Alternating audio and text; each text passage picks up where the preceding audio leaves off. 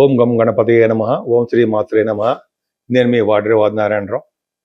ఇప్పుడు మనం శుక్రగ్రహం గురించి తెలుసుకుందామండి.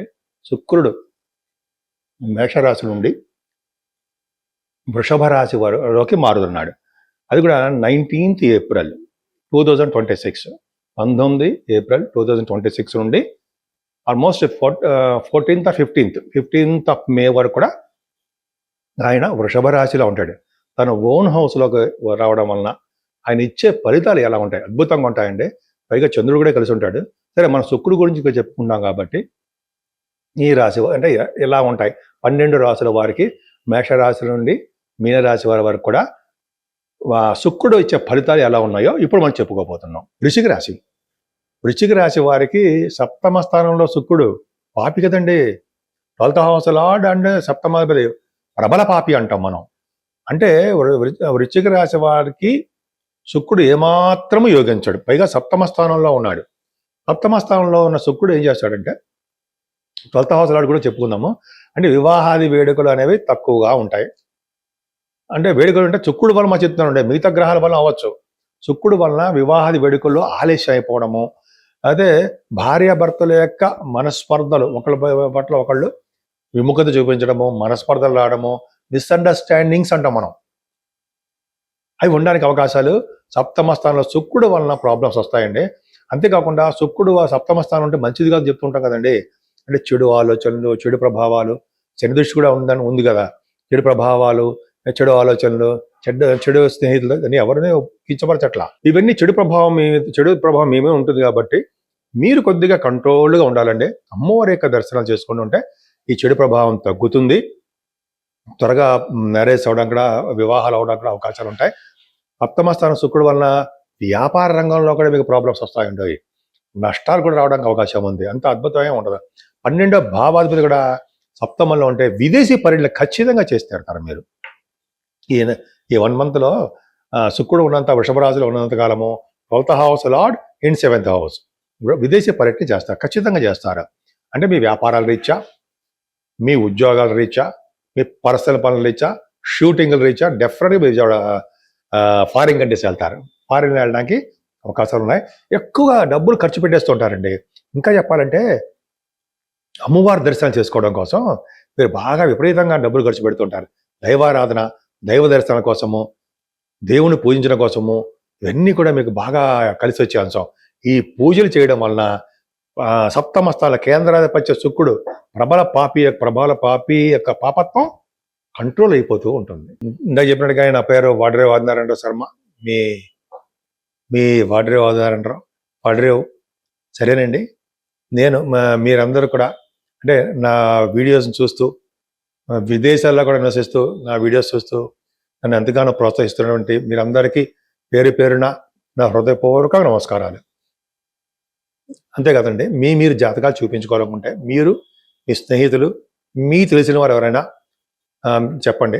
వాళ్ళకి తెలుసుకోవాలనుకుంటే date of birth, time of birth, place of birth 3 ఉంటే చాలండి. ఎందుకంటే చాలా ప్రాబ్లమ్స్ ఉంటాయి కదా. అంటే పెళ్ళిళ్ళు కావట్లేదనో, జాబ్స్ రావట్లేదనో, చిల్డ్రన్ కోసమనో, ఇవన్నీ కొన్ని ప్రాబ్లమ్స్ చాలా జాతకాల్లో కనిపిస్తూ ఉంటాయి. నాకు 36 ఏళ్ళ అనుభవం ఇందులో కూడా ఉంది. 34 సంవత్సరాలు ఫైనాన్స్లో కూడా చేశాను. సరే, అది పక్క పెడదాం కండి. అకౌంట్స్ ఆఫీసర్గా, సీనియర్ అకౌంట్స్ ఆఫీసర్ సింగరేణి కాలేజీలో చేశారు. అది పక్క పెడదామండి. సో ఈ విధంగా మనం ఉంది.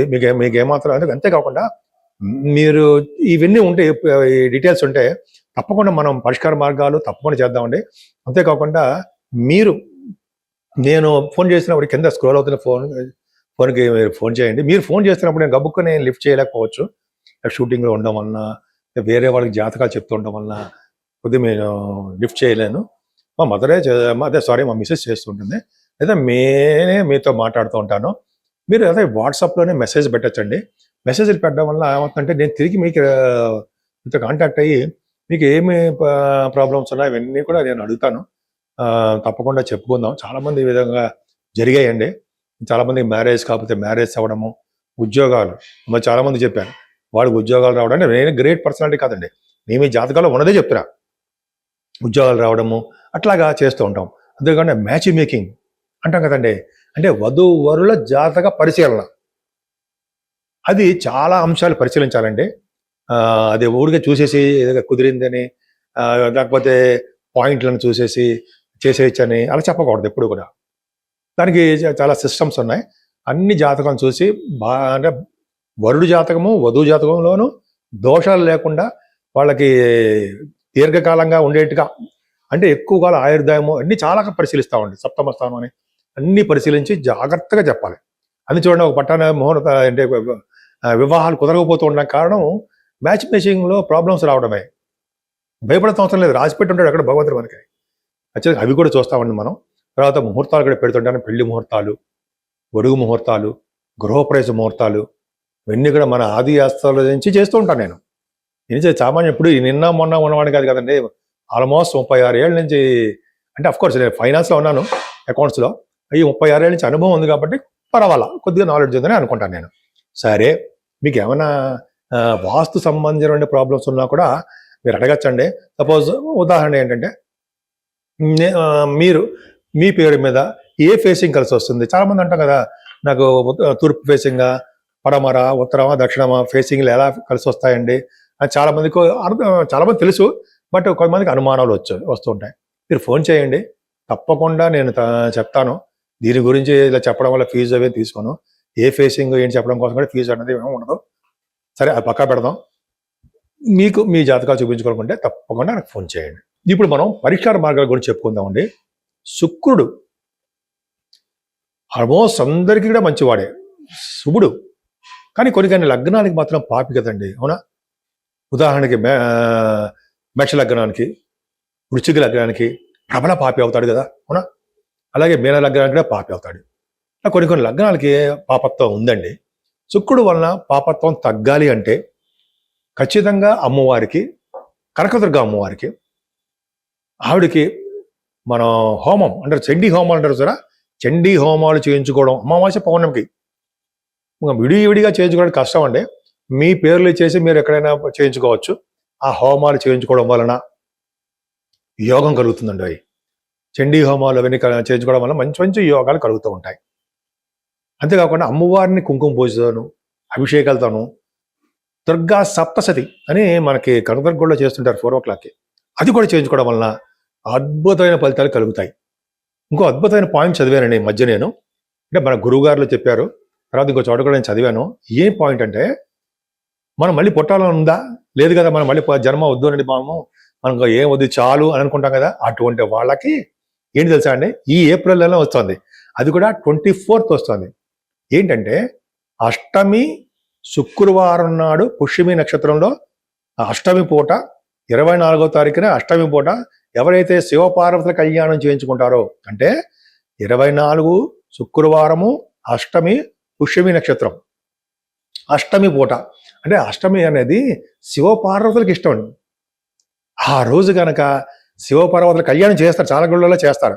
చేయించుకుంటే వాళ్ళకి పునర్జన్మ ఉండదు అని నేను మా గురుగారు చెప్పారు.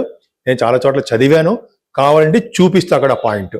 నేను ఎప్పుడూ నా సొంతగా అయితే నా పై ఏమో ఉండవు, ఎక్కడ ఏది ఉందో అదే మంచి జరగాలని కోరుకుంటూ ఉంటా. మీకు మీ శ్రేయస్సే మాకు కావాలి కదండి. మిమ్మల్ని ఏదో తిడుతూ ఉంటే మాకేమొస్తుంది, నాకేమొస్తుంది? కాబట్టి మీ శ్రేయస్సు మీ కోరుకోవడం కాబట్టి 24వ తారీఖుని ఏమాత్రం మర్చిపోకండి. చేసుకోవడం వల్ల అద్భుతమైన ఫలితాలు ఉంటాయి. అంతేకాకుండా ఇది వైశాఖ మాసం వస్తుందండి. వైశాఖ మాసము 18వ తారీఖు వస్తుంది. ఇదంతా కూడా దానాలు చేయవలసినటువంటి మాసం ఉండవు. ఎన్ని దానాలు చేసినా మనం ముఖ్యంగా గుర్తుపెట్టుకోవాల్సినవి 4 చెంబులు. ఏంటంటే జలదానం, అంటే మనం నీరు, చల్లని నీరు, అవి మనం జనాలకి అందరికీ ఎక్కడ వీలుంటే అక్కడ మనం కుండల్లో పెట్టడము, నీరు ఇవ్వడము. నేనైతే బాటిల్స్ కొనేసి అందరికి కూల్ బాటిల్స్ పెట్టి అందరికి వెళ్ళి అందరికి ఇచ్చేసి వస్తూ ఉంటా. నేనైతే జలదానం మోస్ట్ ఇంపార్టెంట్. అది చేసుకున్న వాళ్ళు పుణ్యలోకాలకి వెళ్తారు అని ఉంది. మనము కాదు, మనము మన పెద్దలు తర్వాత వాళ్ళు పుణ్యలోకాలకు వెళ్తారు. రెండో పాయింట్, జలదానం తర్వాత గొడుగు. అంటే మనకు తెలుసు కదా, చామ్రదానం అంటే గొడుగు, చామరం కాదండి, గొడుగు దానం అంటే నీడనిచ్చేది గొడుగు, అదొకటి. చెప్పులు, పాదరక్షలు, అదొకటి. విసినికర్ర. ఇవన్నీ ఖర్చులో ఉంటాయంటారా? ఏమీ మాత్రం ఉండదు. సామాన్యుడికి కూడా అందుబాటులో ఉంటాయి.